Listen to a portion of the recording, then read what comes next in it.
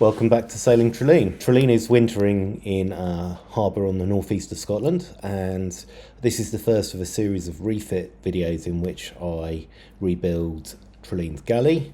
Do you think it's too late to stop this refit project? I'm sitting in what remains of Trilleen's galley. Today the operational plan is to get the boat off our own power network inside. So we're going to transfer the load to the shore power and rig up battery chargers to keep the existing service battery and start battery charged, and then we can disconnect the backbone. And the only other thing that has to happen is I have to arrange a connection to the bilge pump so that the bilge pump can continue to be powered, because if I didn't have to keep powering the bilge pump, then we could just take the batteries home, put them in a garage and charge them up there. But we don't have that option because we really want to keep an automatic bilge pump running on the boat.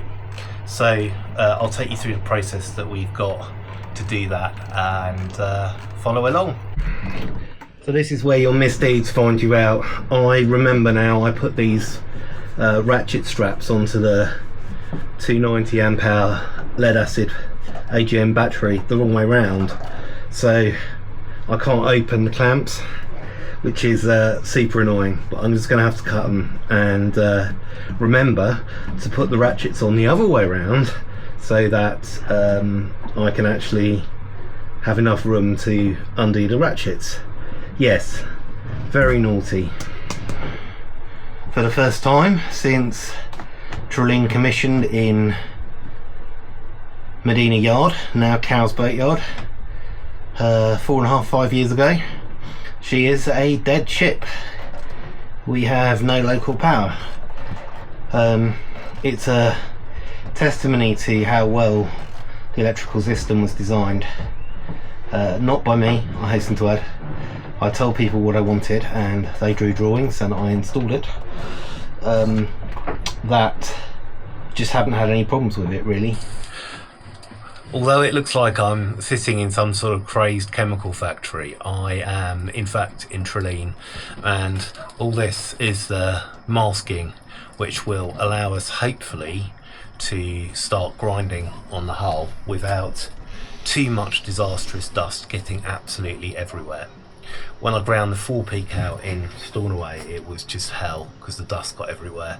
It was a really difficult place to mask because there's no hatch directly into the forepeak, so we were trying to mask around the forehatch, and I really should have built like a wooden frame around the forehatch to carry the masking.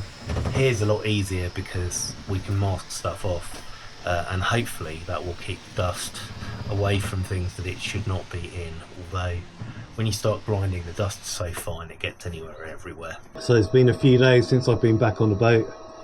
We're back to the grinding. The weather's not been great and I've had some medical issues that have held me up a little bit. I had to have some minor surgery on my back, not on my spine, on my back, and so I'm back now in this powered respirator, which is one of the few things that makes this job half tolerable, and we are continuing to tackle the progress down here. Progress isn't bad actually, so I'm quite encouraged.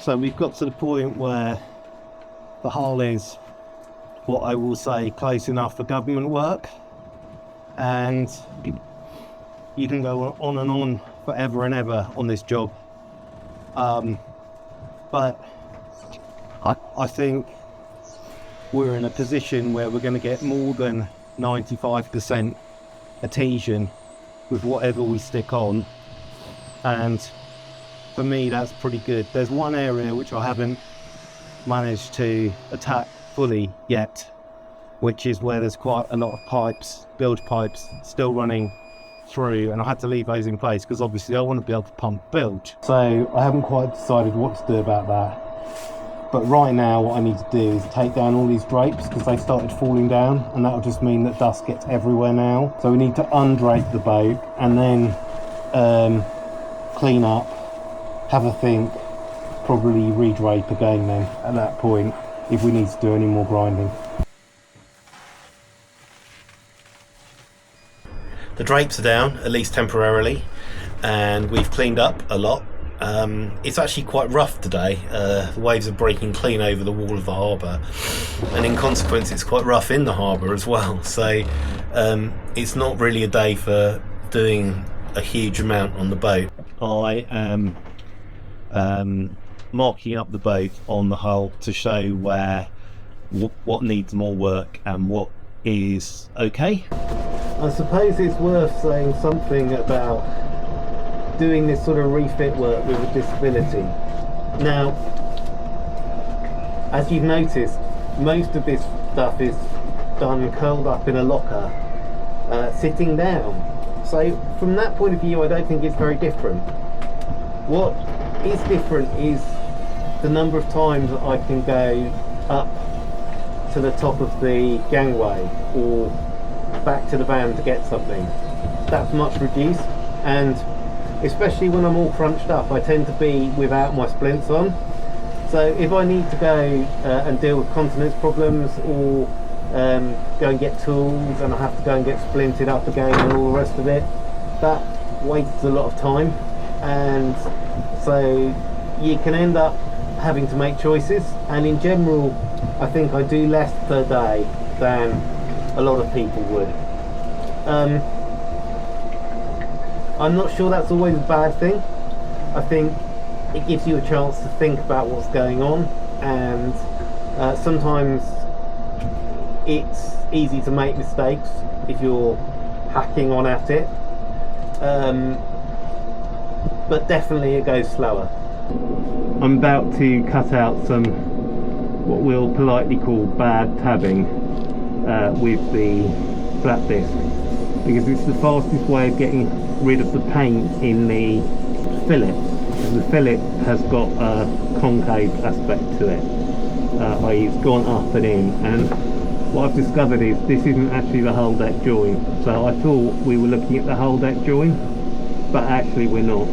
So I can cut this open and then fill it, and then we'll re-tab it, which will make for a better join in the future.